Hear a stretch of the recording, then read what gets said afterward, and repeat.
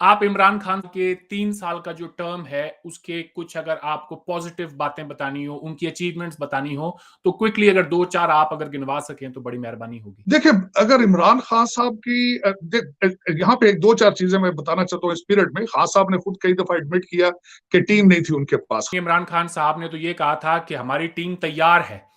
He is taking baby steps, he is still enthusiastic. लेकिन अगर सोचा जाए कि आप जिस तरह कहें कि मैं तो पहले आप कह रहे हैं कि कुछ चीज उनकी गिनवाएं, चीज किस तरह गिनवाएं कि पीरियड ये भी 3 साल है सारा। इमरान खान साहब ने तो ये कहा था हमारी हुकूमत आएगी, हम 6 महीने के अंदर लोगों को वो रिजल्ट दिखाएंगे। अच्छा अशफाक साहब, ये भी जरा बताइए, जो सऊदी पैकेज है इसके बाद मईशत में कुछ आपको बेहतरी नजर आ रही है? अब दोबारा हमें सऊदी अरब की तरफ जाना पड़ा है और आईएमएफ के पास भी हम टारगेट को भी नहीं अचीव कर पा रहे। क्या वजह है कि पाकिस्तान को बार बार आईएमएफ के पास पैसे मांगने के लिए जाना पड़ता है? आईएमएफ के पास जाना आपकी मजबूरी था, वो उसके बावजूद कि सऊदी अरब से भी लोन लिया था, यूएई से भी। अगर खान साहब की 3 साल के अंदर अगर आपके पास कोई गिनवाने के लिए अचीवमेंट्स नहीं है, तो 2 साल में जब वो इलेक्शंस में जाएंगे तो क्या कहेंगे आवाम से? हिंदुत्व को लेके दिल्ली की तरफ मार्च कोई नहीं कर रहा है, ना ही किसी ने की है। नहीं, वहां पे भी फार्मर तो बैठे हैं, वहां पे इस तरह तो नहीं कर फार्मर सकते, वहां सर, पे भी ज्यादा फार्मर्स का मसला मजहब का मसला नहीं है, फार्मर्स का मसला लेकिन इकोनॉमिक मसला लिंक है। तो हो रही। मैं आपको एक थोड़ी-सी आपको एक अच्छी खबर देता हूँ, शायद आप इसके ऊपर रिसर्च करेंगे और तमाम पाकिस्तान के लोगों को ये खुशखबरी देंगे। ये बात कोई पाकिस्तानी मीडिया में कोट करके तो दिखाए कि जिस प्राइम मिनिस्टर को आप सारे दिन इल्ज़ाम देते हैं,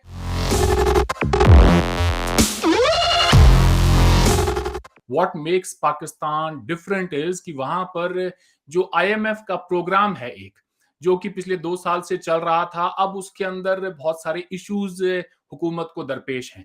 एक कोई भी इसके अलावा आप मुझे मुल्क बताएं जिनके अंदर हमारे खित्ते के अंदर ही जो कि आईएमएफ के प्रोग्राम के तहत चल रहे हों, तो उसके अंदर आईएमएफ की जो डिमांड्स हैं वो पाकिस्तान मीट नहीं कर पाया, इसलिए एक पैसा उनको बाहर से ला के दिखाना पड़ा कि हमारे यहाँ पे फ्लो ऑफ इन्वेस्टमेंट हो रही है। बिल्कुल, आई एग्री विद यू। आपने बिल्कुल सही कहा।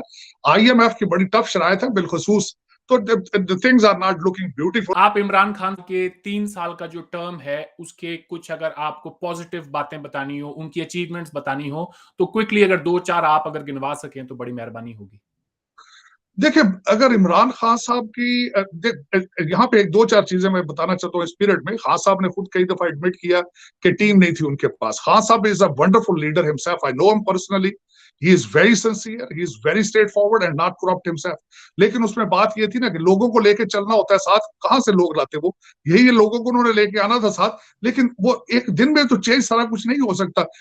He is taking baby steps, he is still enthusiastic. लेकिन अगर सोचा जाए कि आप जिस तरह कहें कि मैं तो पहले आप कह रहे हैं कि कुछ चीज उनकी गिनवाएं, चीज किस तरह गिनवाएं कि पीरियड ये भी 3 साल है सारा। अभी तो रिफॉर्म कर रहे थे। Right now what ever is the choice in Pakistan, Imran Khan is the best choice. तो आप क्या कहेंगे? इमरान खान साहब ने तो ये कहा था कि हमारी टीम तैयार है, हमारी बिल्कुल मुकम्मल तैयारी हो चुकी है, जैसे ही हमारी हुकूमत आएगी हम 6 महीने के अंदर लोगों को वो रिजल्ट दिखाएंगे। अगर खान साहब की 3 साल के अंदर अगर आपके पास कोई गिनवाने के लिए अचीवमेंट्स नहीं है, तो 2 साल में जब वो इलेक्शंस में जाएंगे तो क्या कहेंगे आवाम से? कुछ ना कुछ तो देखिए कहना वो आज होगा उनको।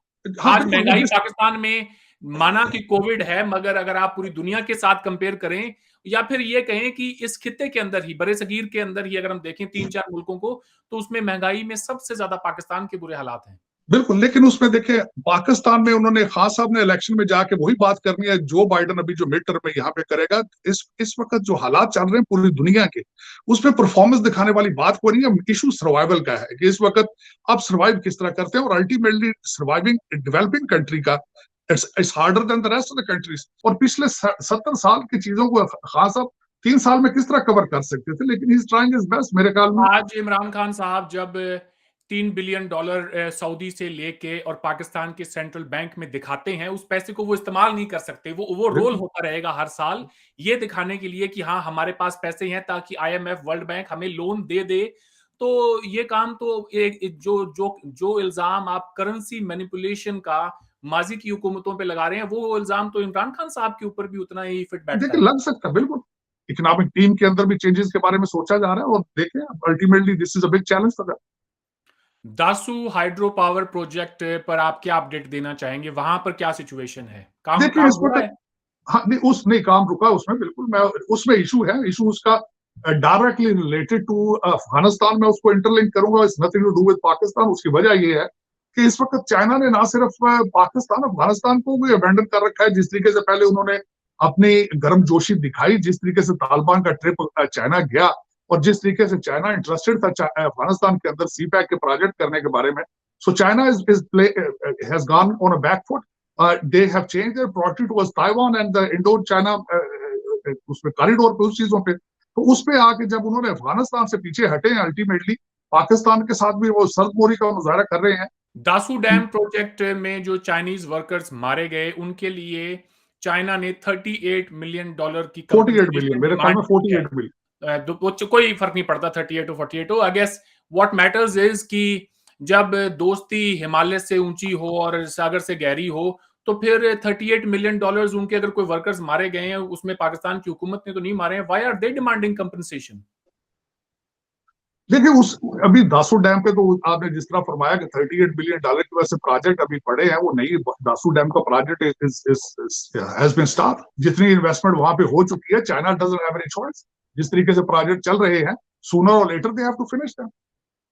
What kind of choice China has? कोई उनके पास क्या चॉइस? कोई चॉइस नहीं उनके पास। तो मैं तो इस हक में नहीं हूं कि मजहब को गवर्नमेंट के अंदर इन्वॉल्व किया जाए। आप ये कह रहे हैं मजहब को सियासत से अलग रखना चाहिए? This is what my opinion, living in America. Pakistan को एक सेकुलर मुल्क बन जाना चाहिए फिर? देखिए पाकिस्तान की मजबूरी सेकुलरिज्म नहीं है, लेकिन मजहब को सियासत से दूर रखना चाहिए, इसको मैनिपुलेट नहीं करना चाहिए, इसकी बेसिस पे लोगों के जज्बात से खेल के वोट लेने के लिए यूज नहीं करना चाहिए। लेकिन दोनों ममालिक इस वक्त जो नेबर्स हैं, आपके इंडिया में भी यही हो रहा है और यहाँ पे भी यही हो रहा है, मजहब को एक्सप्लॉइट किया जा रहा है बिल्कुल मुसलसल। आप हिंदुत्व का आइडिया दें या यहाँ पे नामूस रसालत का दें, इट्स सेम इशूज, मैनिपुलेशन है दोनों साइडों पे। हिंदुत्व को लेकर दिल्ली की तरफ मार्च कोई नहीं कर रहा है, ना ही किसी ने की। नहीं, वहां पे भी फार्मर तो बैठे हैं, वहां पे इस तरह मजहब का मसला नहीं है, नहीं, लिंचिंग तो हो रही है ना मजहब की बेस। नहीं, मैं ये कह रहा हूं सर, एक थोड़ा सा खत्म करने दीजिए। आप मजहब की बात की है, मुझे चले ये शुरू हो गई। पाकिस्तानी क्रिकेट टीम जीती है तो मुसलमानों की दुकानों को आग लगाई गई है। हाँ, मोदी। मैं आपको आपको एक अच्छी खबर देता हूं, शायद आप इसके ऊपर रिसर्च करेंगे और तमाम पाकिस्तान के लोगों को ये खुशखबरी देंगे कि जिस मोदी साहब की इमेज जो लोगों ने बना रखी है कि जी वो एंटी मुस्लिम है और मुसलमानों से नफरत है और BJP Hindutva card and this that and all, let me tell you sir, Modi साहब ने तकरीबन 5 करोड़ 25 लाख के करीब स्कॉलरशिप्स दी हैं जब से उनका टर्म आया है।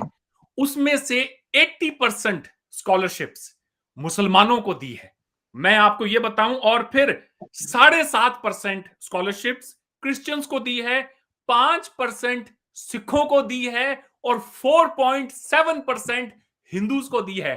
ये बात कोई पाकिस्तानी मीडिया में कोट करके तो दिखाए कि जिस प्राइम मिनिस्टर को आप सारे दिन इल्जाम देते हैं, उसने 80% स्कॉलरशिप्स मुसलमानों को दी है। अच्छा अशफाक साहब, ये भी जरा बताइए, जो सऊदी पैकेज है इसके बाद मईशत में कुछ आपको बेहतरी नजर आ रही है? IMF के पास जाना आपकी मजबूरी था, ये बिल्कुल उस तरह था कि आते ही इन्होंने कहा कि ओहो नहीं, हाँ मैं आपके पास जाने के, मैं तो खुदकुशी कर लूंगा, इस तरह की बातें। फिर वो रहता है ना रियलिटी स्ट्राइक्स, तो जब उसका हकीकत का सामना हुआ तो फिर IMF के पास भी जाना पड़ा। वो उसके बावजूद कि सऊदी अरब से भी लोन लिया था, UAE से भी, जिसको आपने बिल्कुल सही, हम तो आम आदमी तो पैकेज ही कहेगा ना जी, हमारे लिए तो इसलिए था कि जी आम कर्जों की निस्बत तो वो बेहतर मिल रहा था। हम टारगेट को भी नहीं अचीव कर पा रहे, एक्सपोर्ट्स हमारी उस तरह नहीं बढ़ रही। ये पूरी दुनिया में एक महंगाई की लहर जरूर आई है और पाकिस्तान में अगर आप देखें तो हमारे पास इतने फॉरेन रिजर्व्स ही नहीं हैं कि हम अपने गरीब तबके को उससे बचा पाएं।